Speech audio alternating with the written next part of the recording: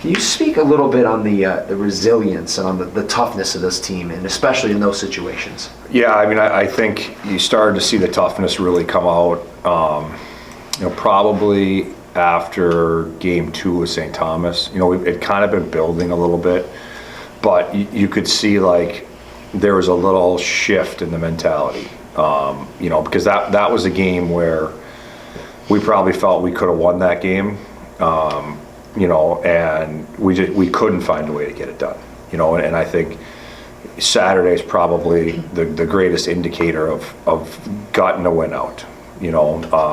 I thought they were in our end a whole lot, but we kind of kept them to the outside.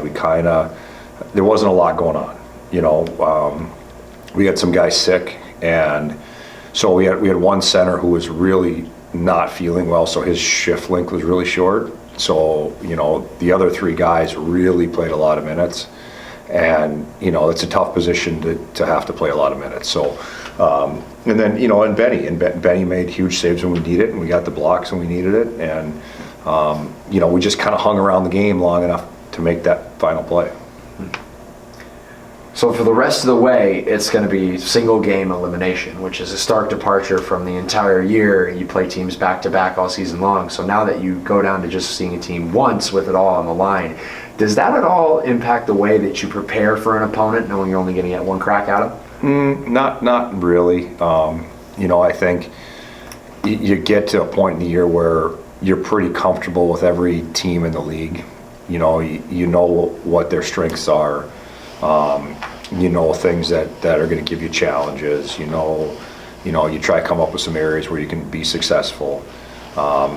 It doesn't really change, the mentality much, and with our opponent, we know them as well as we know anybody. Well, let's talk about that opponent. Over the last 3 seasons, the Cats 2-12 against Michigan Tech. I have to imagine that record has built some frustration with this core of guys. What does this rivalry come to mean to them? I think you can go back to the seniors' freshman year. We finished 3rd and they finished 6th, and we played them the last weekend of the year up there. We split with them there, and then the next weekend we were here for the playoffs, and they got us twice, the second night in overtime, but double overtime. But that's how kind of, as freshmen, that's how their season ended. And as seniors, they have a chance to play that game again to continue our season.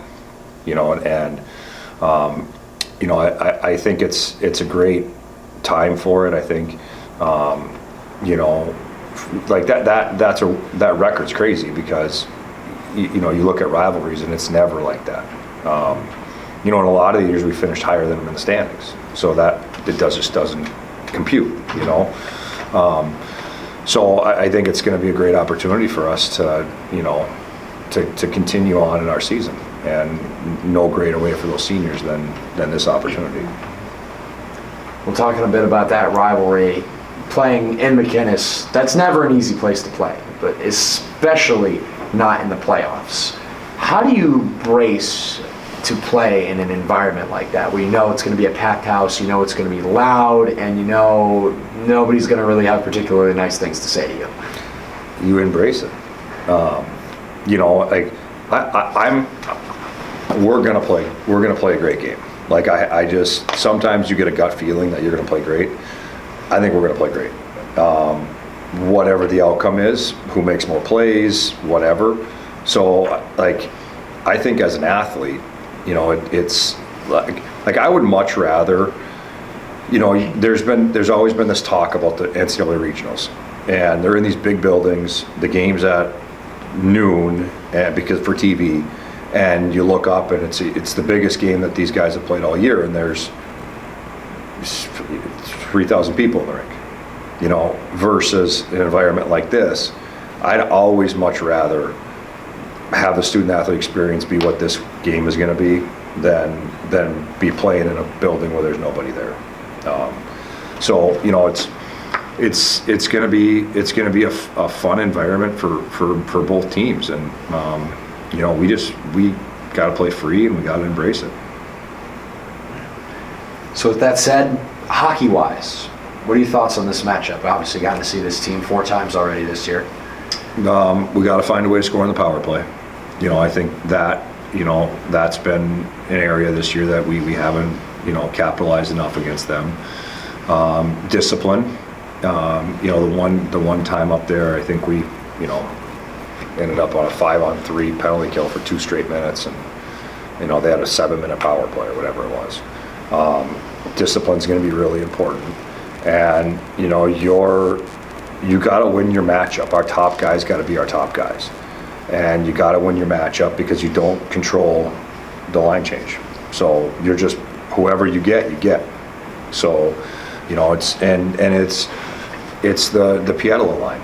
It's Pietila, Mosley, and Kukkonen. And, and Ashbrook. Ashbrook's doing some damage for him too, but it's those guys, and you got to find a way to make sure that when you're out there that you neutralize that group, and you try win your shift against them.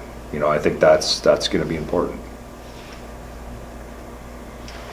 So, Coach, last time we sat here before Tech game and talked to you, you had mentioned that one of the struggles that your team faces, especially playing Michigan Tech, is taking major penalties and kind of losing their heads to an extent, especially when playing here but also at Tech. Can you talk a little bit about how you're preparing for that side of the game? You mentioned that we were on a Northern was on a 5-on-3 the last time you were in McInnes. Can you talk a little bit about how you've been preparing your team for that aspect of it? Yeah, I think actually today is the day that I was going to talk to him about it. Let's just say there's a scrum after a whistle. You can't fight in college hockey. So that whole element of the game has been removed. But even every time you just kind of come together, what does the crowd do? So you're just igniting their crowd. We just got to skate away. We just got to turn and skate away, and you got to play whistle to whistle. You got to win the game whistle to whistle, but and after the whistle, it's hard for you to win the game, but you can sure lose it. So we just got to stay out of it. Okay, man. And then also last time we talked before the Tech game, you had mentioned that Andre Gantus has stretches every year of his career where he's the best player in the CCHA. Max can probably help me out with the stats here. Over the last 5 games, I believe he has 5 goals, 6 assists. Mm-hmm. Would you say he's in one of those stretches of his season right now? Yeah, he definitely is. It's the right time for it. When Andre's hot, even like Saturday, he had 2 breakaways. You know what I mean? He's all over the rink, and he's probably been our most consistent player this year, and now hitting that stride. If he can continue that, if he can keep that up, I really like our chances.